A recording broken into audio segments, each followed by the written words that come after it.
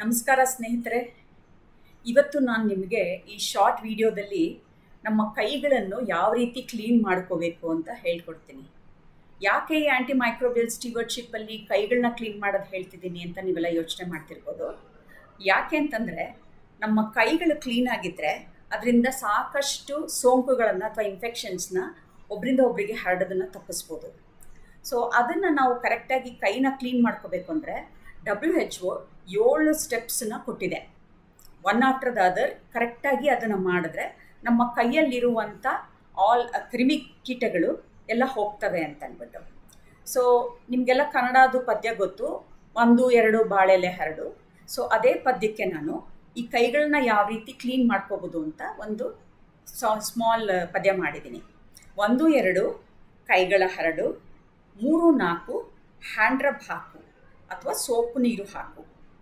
ಆಮೇಲೆ 5 6 ಉಜ್ಜು ಜೋರು, ಅಂದರೆ ಈ ಪಾಮ್ ಟು ಪಾಮ್ ಉಜ್ಜಬೇಕು, ಅಂಗೈಗಳನ್ನ ಉಜ್ಜಬೇಕು, ಹಿಂದಿನ ಪಾರ್ಟ್ನು ಕ್ಲೀನಾಗಿ ಉಜ್ಜಬೇಕು. ಈ ಪಾರ್ಟ್ಗಳನ್ನ 2 ಕೈಯಲ್ಲಿ ಹೆಂಗಿರಬೇಕು ಅಂತಂದರೆ ಆ ಕೈಯಲ್ಲಿ ಇರೋವಂಥ ಕ್ರಿಮಿಗಳೆಲ್ಲ ಹೋಗಬೇಕು.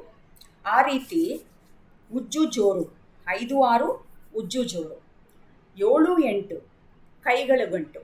ಏನು ಅಂತಂದರೆ ಈ ಬೆರಳು ಸಂಧಿಗಳಲ್ಲಿ ನಾವು ನಾರ್ಮಲಾಗಿ ಕೈನ ಸರಿಗೆ ತೊಳೆಯೋದಿಲ್ಲ.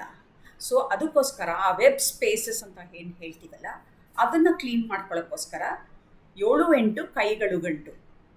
ಹೇಗೆ ಪಾಮ್, ಒಂದು ಪಾಮಿಂದ ಇನ್ನೊಂದು ಪಾಮ ಇದನ್ನು ಹಿಂದೆಗಡೆ ಬ್ಯಾಕ್ ಆಫ್ ದ ಹ್ಯಾಂಡ್ಗೆ ಉಜ್ಕೋಬೇಕು.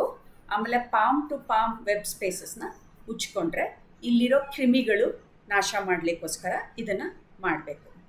ಆಮೇಲೆ 9 10 ಹೆಬ್ಬೆಟ್ ಸುತ್ತು. ಈ ಸುತ್ತುವರಿಕೆ ಮೂಮೆಂಟಲ್ಲಿ ನಾವು ನಮ್ಮ ಹೆಬ್ಬೆಟ್ಟಲ್ಲಿ ಇರುವಂಥ ಎಲ್ಲ ಕ್ರಿಮಿಗಳನ್ನು ಸಾಯಿಸ್ಬೋದು. ಆಮೇಲೆ 11 12 ಉಗುರಲ್ಲೂ ಹರಡು, ಅಂದರೆ ನಮ್ಮ ಡಿಸ್ಇನ್ಫೆಕ್ಟೆಂಟ್ ಅವರ ಹ್ಯಾಂಡ್ ರಬ್ ಏನಿರುತ್ತಲ್ಲ ಆ ಉಗುರು ಸಂಧಿಗೆ ಹೋಗಿ ಅಲ್ಲಿರುವ ಕ್ರಿಮಿಗಳು ಕೂಡ ಸಾಯಬೇಕು.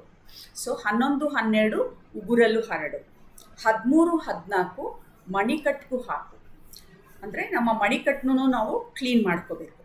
ಸೊ 13 14 ಮಣಿಕಟ್ಟಿಗೂ ಹಾಕು. 1 14 ಹೀಗಿತ್ತು ಕ್ರಿಮಿಗಳ ಆಟವು ಮುಗಿದಿತ್ತು.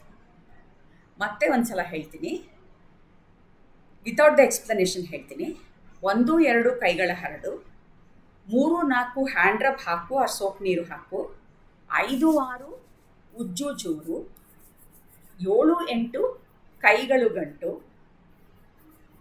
9 10 ಹೆಬ್ಬೆಟ್ ಸುತ್ತು, 11 12 ಉಗುರಲು ಹರಡು, 13 14 ಮಣಿಕಟ್ಟಿಗೂ ಹಾಕು, 1 14 ಹೀಗಿತ್ತು ಕ್ರಿಮಿಗಳ ಆಟವು ಮುಗಿದಿತ್ತು.